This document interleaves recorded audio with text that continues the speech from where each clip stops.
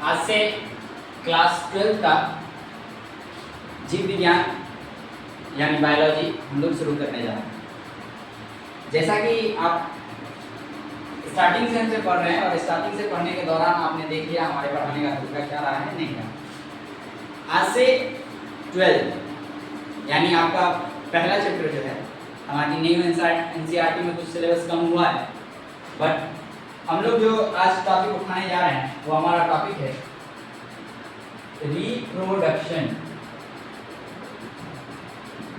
In flowering plant.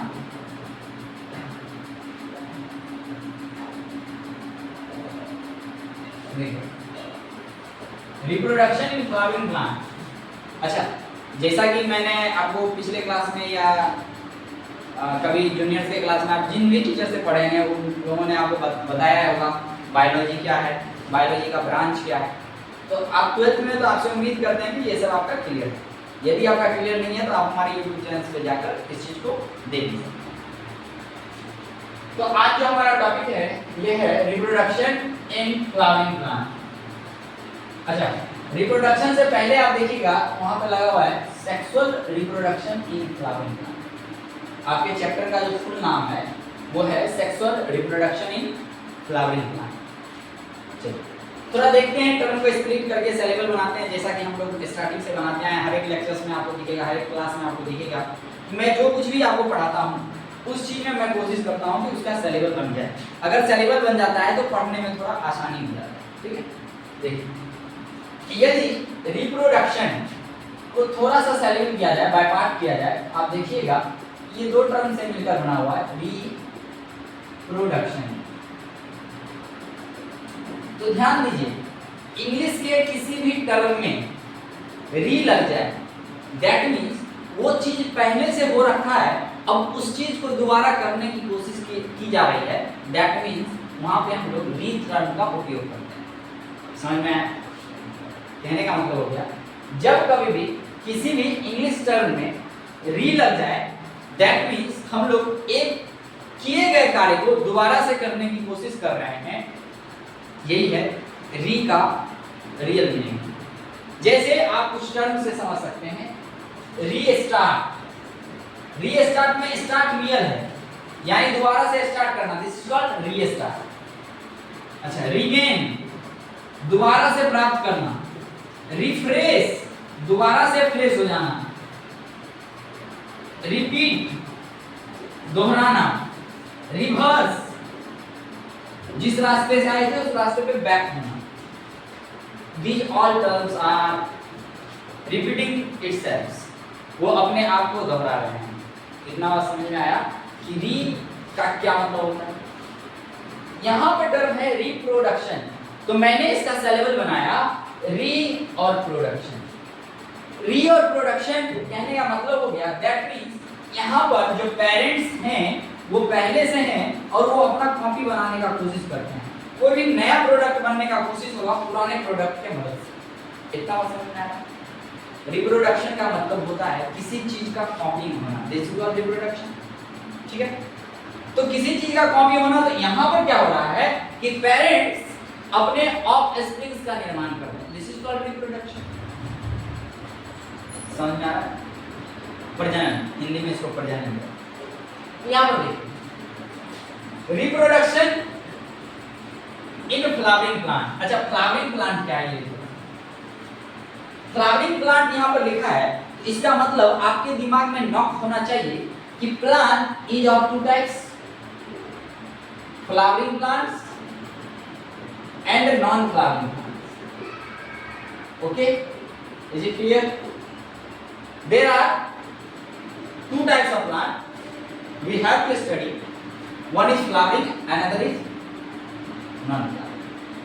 ये flowering plant जो होते हैं इसको हम लोग एंजियोस्पर्म कहते हैं। क्या कहते हैं? एंजियोस्पर्म। और नॉन फ्लावरिंग प्लांट जो होते हैं इसको हम लोग जिम्नोस्पर्म। ठीक है, तो थोड़ा इसमें भी स्प्लिट करते हैं। ठीक है, एंजियोस्पर्म एंजियोन टर्म से बना हुआ है, एंजियोन। एंजियोन का मतलब होता है वेसल्स। वेसल्स समझते हैं? थैली या थैला जिसे आप कहते हो। अच्छा, पहले वेस आता था ना, वेस जिसमें फूल वगैरह रख के डेकोरेशन के लिए हम लोग यूज करते हैं, ठीक है। यहाँ पर एंजियोन का मतलब होता है वेसल्स, या आप कह सकते हैं कंटेनर, ठीक है। और एस्पर्मा का मतलब होता है सीड, ठीक है। दैट मीन्स जिस समय हम लोग फ्लावरिंग प्लांट की बात कर रहे हैं, एंजियोस्पर्म की बात कर रहे हैं, तो याद रखेंगे यहाँ पर सीड जो होगा वो किसी कंटेनर में डाला हुआ होगा, वो नेक्ड सीड नहीं होगा। दैट मीन्स वो सीड क्या होगा? कवर्ड होगा। इतना बात समझ में आ रहा है? तो कोई आपसे पूछे एंजियोस्पर्म क्या है, आप उसको समझा दीजिएगा कि angiosperms are covered seeds. Okay, angiosperm आप समझे। जिम्नोस्पर्म भी ठीक इसी तरह से जिम्नो से बना हुआ है। जिम्नो का मतलब होता है नेक्ड, और नेक्ड का मतलब हो गया कि उसके ऊपर कोई लेयर वो किसी कंटेनर में नहीं रखा हुआ है, वो डायरेक्ट एक्सपोज्ड है, वो बाहर। और ये नीट में इस बार पूछा गया क्वेश्चन, नीट में पूछा गया है कैरेक्टरिस्टिक्स ऑफ जिम्नोस्पर्म, याद रखिए, ठीक है। आगे बढ़े तो टॉपिक में थोड़ा चैप्टर्स को ध्यान से देखिए। Reproduction in flowering plant, but इसके आगे लगा हुआ है sexual reproduction in flowering plant. अच्छा, राइटर ने सेक्सुअल रिप्रोडक्शन को क्यों यूज किया? लैंगिक प्रजनन, हिंदी में से लैंगिक प्रजनन, लैंगिक प्रजनन, ठीक है। ऐसा क्यों उन्होंने प्रजनन क्यों नहीं यूज किया? ऐसा इसलिए, थोड़ा रिप्रोडक्शन को समझते हैं। Reproduction is of two types, sexual reproduction and asexual reproduction. अब थोड़ा इसको भी समझते हैं। There are many types of asexual reproduction. Asexual reproduction को जब तुम पढ़ रहे होगे देखोगे कि there are different types of asexual reproduction, ठीक है। तो अगर कोई पूछ दे कि बैक्टीरिया में कौन सा रिप्रोडक्शन होता है तो क्या बताओगे? Which types of reproduction seen in bacteria? Asexual. Asexual में कौन सा? Binary fission. क्या दिखता है? Binary fission. और हाइड्रा में? हाइड्रा में फ्रेगमेंटेशन। हाइड्रा में क्या दिखता है? फ्रेगमेंटेशन, ठीक है। समझ में आया? स्टारफिश में? स्टारफिश में क्या दिखता है? रीजेनरेशन। बहुत कमजोर है, इसमें काम कैसे चलेगी? रीजेनरेशन, ठीक है। अच्छा, ये सब जिसमें पढ़ाएंगे उसमें बताएंगे। अभी हम आपके टॉपिक को डील कर रहे हैं, थोड़ा टॉपिक को देखते हैं, ठीक है। तो टॉपिक को देखते हैं। सेक्सुअल रिप्रोडक्शन में इस चैप्टर का नाम सेक्सुअल क्यों पड़ा, मैं ये समझाने की कोशिश कर रहा हूँ। देखिए, ऐसे या तो आप एंजियोस्पर्म और जिम्नोस्पर्म में भी अंतर पता कीजिएगा तो पता चल जाएगा कि ये रिप्रोडक्शन के लिए सेक्सुअल क्यों यूज किया गया, ठीक है। बट अभी थोड़ा सा देखिए, मैंने आपको बताया reproduction is of two types, sexual and asexual. Sexual में क्या होता है कि टू पेरेंट्स का जरूरत पड़ता है। टू पेरेंट्स कहने का मतलब हो गया male gamete and as well as female gamete, clear. Asexual में वन पेरेंट इज सफिशिएंट, इससे ज्यादा की जरूरत नहीं होती। तो दो गैमेट की जरूरत पड़ी, male gamete and female gamete. That means, और हम जान रहे हैं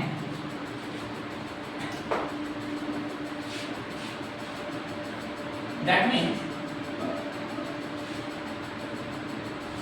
यहां से ये बात क्लियर होता है कि हम फ्लावरिंग प्लांट पढ़ रहे हैं और इसके आगे चूंकि सेक्सुअल लगा हुआ है, दैट मीन्स कि इसमें क्या होगा? मेल पार्ट होगा और फीमेल पार्ट। चूंकि मेल पार्ट और चूंकि मेल पार्ट और फीमेल पार्ट होगा तो दो ऑर्गन्स आगे, दो सेक्स ऑर्गन्स आगे, इसलिए यहाँ पर सेक्सुअल टर्म का उपयोग किया गया है। जैसे एंजियोस्पर्म और जिम्नोस्पर्म में आपको डिफरेंशिएट करवाएंगे, वहां मैं आपको बताऊंगा कि एक तरफ में क्या होते हैं, दो पेरेंट्स मीडिएट होते हैं और दूसरी तरफ में दो पेरेंट्स होते या नहीं होते, ठीक है। चलिए यहाँ पे देखिए, मेल पार्ट्स और फीमेल पार्ट। थोड़ा सा डायग्राम का मदद लेते हैं और देखते हैं। अच्छा, ये लाइन आप सुने ना, फूलों सा चेहरा तेरा कलियों सी मुस्कान है। तो मैं बता दूं कि फूलों सा चेहरा कभी फूलों सा नहीं होता। फूल के बारे में जानते हो? फूल क्या है? It is the reproductive organs of plant. Plant का रिप्रोडक्टिव ऑर्गन, ठीक है? तो पीछे फूल क्या है? बायोलॉजी वाले थोड़ा सतर्क रहिए, जुमलेबाजी में मत पड़िए, ठीक है? अभी जुमलाबाजी का लहर चल रहा है, ठीक है? आइए, तो मैं बताने का कोशिश कर रहा हूँ मेल पार्ट और फीमेल पार्ट प्लांट में कहाँ होते हैं, कैसे होते हैं। थोड़ा सा डायग्राम का मतलब लेके आपके सामने।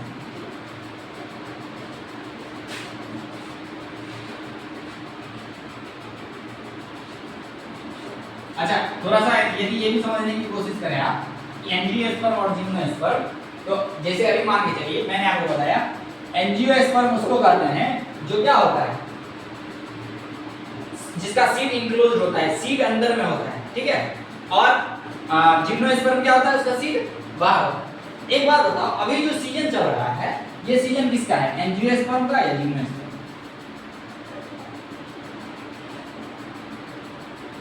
सोचो बेटा, आम क्या है, एंजियोस्पर्म है या जिम्नोस्पर्म? एंजियोस्पर्म। सीड इंक्लोज है ना, पहले आम खाते हो फिर गुठली निकलता है, ठीक है? आइए देखते हैं। यदि आप, मैं डायग्राम बना के दिखाऊं आपको, ये जो डायग्राम आप देख पा रहे हैं, ठीक है?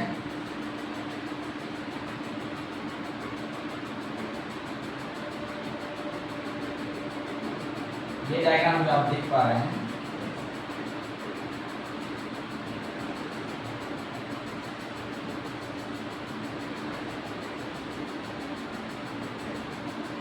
ये एक डायग्राम है जिसमें आप मेल और फीमेल पार्ट्स को देखने की कोशिश करेंगे।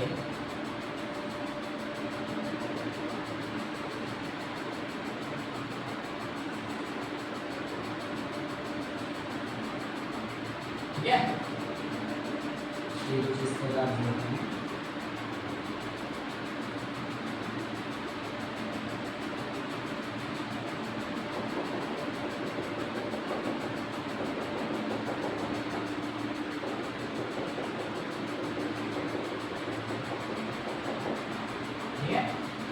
ये देखो, ये जो नीचे आप देख रहे हैं ये पेडिसिल है,